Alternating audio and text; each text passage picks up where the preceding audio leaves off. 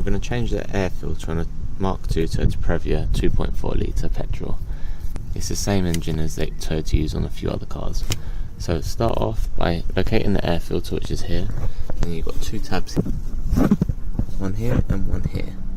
So just lift the back up and then it pops open. Same with the top one. Just press that up and then pull the tab back. And then it angles out like that.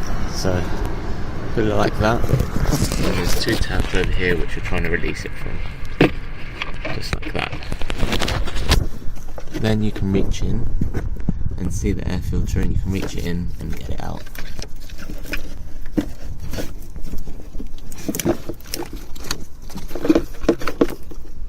Just like that. This one's filthy, so it's a good job it's getting changed. Get your new air filter and locate it into place. Just push it in. That's it. And then locate the two tabs at the back. So locate the two rear tabs at an angle. That's it. That's in. And then the fronts, make sure these are out of the way. And then just latch the two tabs.